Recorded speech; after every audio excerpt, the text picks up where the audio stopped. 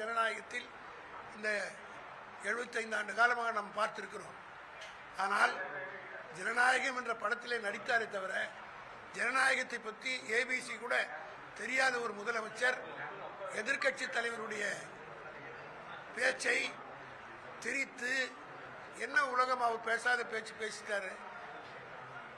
காவேரி இஷ்யூவை குறித்து ஏறத்தாழ 40 நிமிடம் இந்த அரசாங்கம் செய்ய தவறியதை, இந்த பிரச்சனையிலே எப்படி அணுக வேண்டும், எதிர்க்கட்சி தலைவர்களை கூட்டத்தை கூட்டியிருக்க வேண்டும் போன்ற பல்வேறு குற்றச்சாட்டுகளை இந்த அரசின் மீது ஒரு ஜனநாயகத்தில் எதிர்க்கட்சி தலைவர் செய்ய வேண்டிய வேலையை செய்தார்.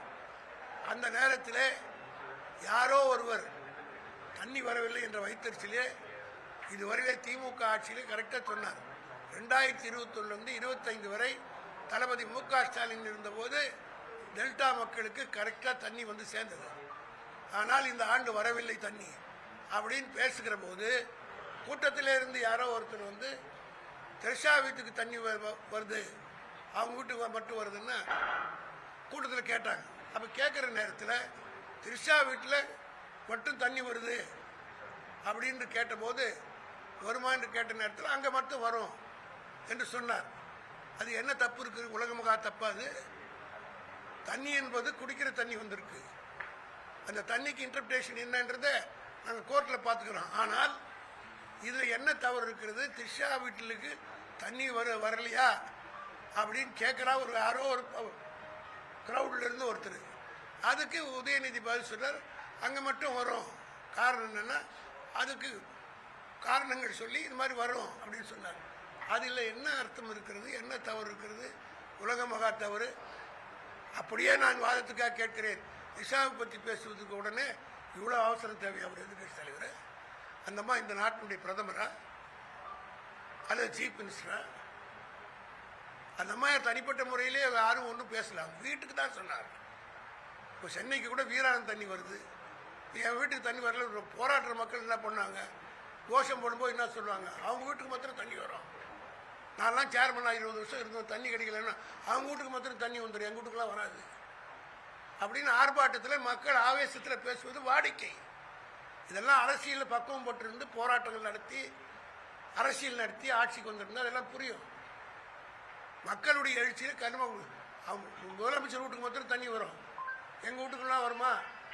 எங்கள் வீட்டுக்கு அவங்க வீட்டுலலாம் ஏசி கரண்ட்டு 24 மணி நேரம் கரண்ட் ஓடும், எங்களுக்கு மாத்திரம் கரண்ட் போகணும்னு பேசுறது இயற்கை, வாடிக்கை, மக்களுடைய உணர்வு. தான் அதை வெளிப்படுத்துகிற போது பேசுகிற போது அதை தாங்கிக் கொள்ள முடியாமல் இன்னைக்கு இன்னும் அவசரம். ஜெயலலிதா காலத்தில் நாங்கள்லாம் பேசியிருக்கிறோம், எடப்பாடி காலத்தில் பேசியிருக்கோம், எம்ஜிஆர் காலத்திலே பேசியிருக்கிறோம். ஆனால் ஒரு வழக்கிலே கூட என் மீதே 16 கேஸ் ஜெயலலிதா கேஸில் போட்டாங்க, ஜெயலலிதா அவதூறு வழக்கு. ஆனால் ஒரு வழக்கிலே கூட நான் கைது செய்யப்படவில்லை. தளபதி மேலே 40 வழக்கு இந்த கேஸ் முடியும் போது ஒரு வழக்கிலே கூட கைது செய்யப்படவில்லை.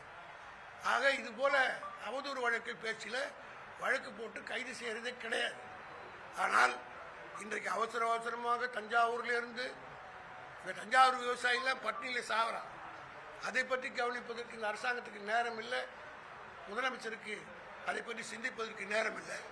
ஆனால் அங்கே இருந்து ஆள் அனுப்பி இங்கே இருந்து அழிச்சு போட. ஒன்று மட்டும் சொல்கிறேன், எங்கள் உதயநிதி ஸ்டாலினை இன்றைக்கு இளைய கலைஞராக மாற்றிக் கொண்டிருக்கிறார்கள். என்னுடைய நினைவெல்லாம் 1963 65 இந்திய எதிர்ப்பு போராட்ட நேரத்தில் கலைஞரை இதே போல தான் கைது செய்து பாளையங்கோட்டுக்கு ஜெயிலில் வேன்லேயே அழைச்சிட்டு போனாங்க. அதெல்லாம் இன்னைக்கு இருக்கக்கூடிய இவருக்கு தெரியாது, இவர் பிறந்திருக்கவே மாட்டார். அப்போ அன்னைக்கு கலைஞரை கைது செய்து இதே போல வேனில் ஏற்றிக்கிட்டு பாளையங்கோட்டை வரல போனாங்க. அதே போல இன்றைக்கு உதயநிதி ஸ்டாலின் அவர்களை கைது செய்து வேனில் அழைச்சிட்டு போறாங்க. ஆக இன்று முதல் இன்னையிலிருந்து எங்களுடைய உதயநிதி ஸ்டாலினை இளைய கலைஞர் என்று அழைப்பதற்கு விலை வகுத்து கொடுத்து விட்டார் என்று தான் நான் கருதுகிறேன்.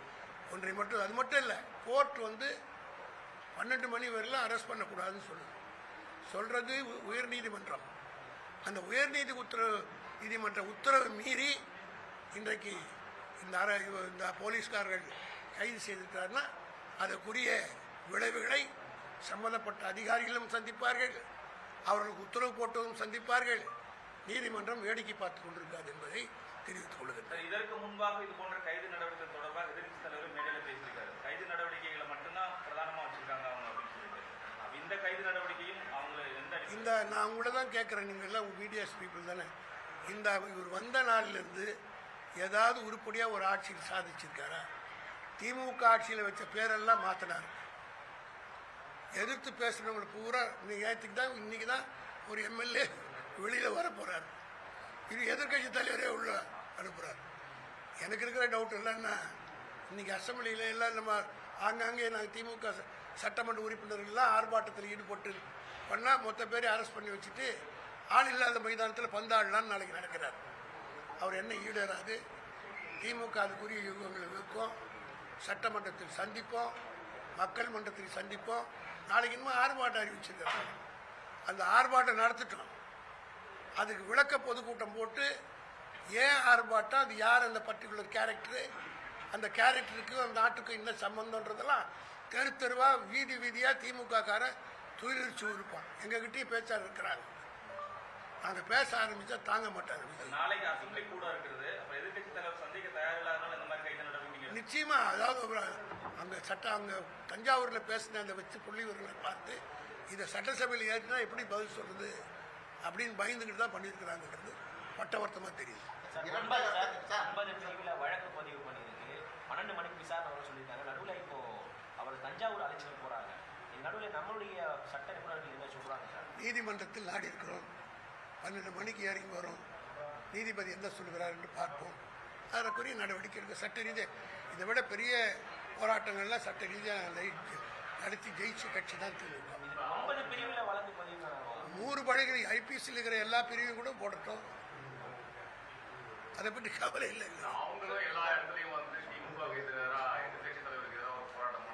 பண்ணட்டும். அந்த போராட்டம் ஏறுன்றது மக்களுக்கு தெரியட்டும்.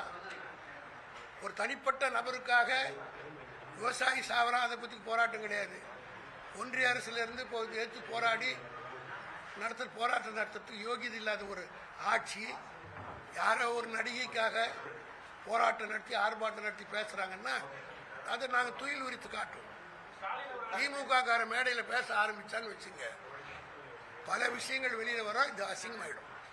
தமிழ்நாட்டு அரசியல் மேடைகளை காப்பாற்றிக்கொள்ள, நாகரிகத்தை காப்பாற்றிக்கொள்ள இந்த அரசு தன்னுடைய நிலைப்பாட்டை ஒழுங்காக நிலைநிறுத்திக் கொள்ள வேண்டும். யாரு திமுக தலைவர் என்ன சொல்லியிருக்காரு? அது நாங்கள் ஒன்றும் கன்சல்ட் பண்ணல.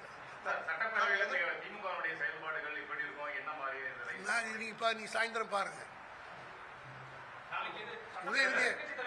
உதயநிதி ஸ்டாலின் நீதிமன்றத்திலேயே இந்த பிரஸ்க்கு மீட் பண்ணுங்க. அது உரிய பதில் சொல்லுவார், தெளிவான பதில் சொல்வார். ஆட்சியில் இருக்கிறவருக்கு புரிந்து கொள்வது மட்டும் இல்லை, நாட்டு மக்களும் புரிந்து கொள்ள அளவுக்கு துயிலெழுத்து காட்டக்கூடிய அளவுக்கு நீங்கள் பிரஸ் சாயந்தரம் கோர்ட்டுக்கு போகிறாருல்ல, கோர்ட்டினுடைய 5 நிமிஷம் பர்மிஷனாக பாருங்க, பார்த்தா சொல்லுவார். எதிர்கட்சி தலைவர் பேசும்போது முதலமைச்சர் பேரை சொல்லல, நடிகை திரிஷா பேரை சொல்லல. இந்த சொல்ல அவளை கைது நடத்தி வந்திருக்காங்க. மறைமுகமா திரிஷாவை அரசியல் கொண்டு வரக்கான முயற்சியில் அதை ஈடுபட்டாங்க. தமிழ்நாட்டில் எந்த அசிங்கம் ஒன்றா நடக்கும், அந்த அசிங்கத்தில் இது ஒன்றா இருந்தால் தாங்கிதான் ஆகும்.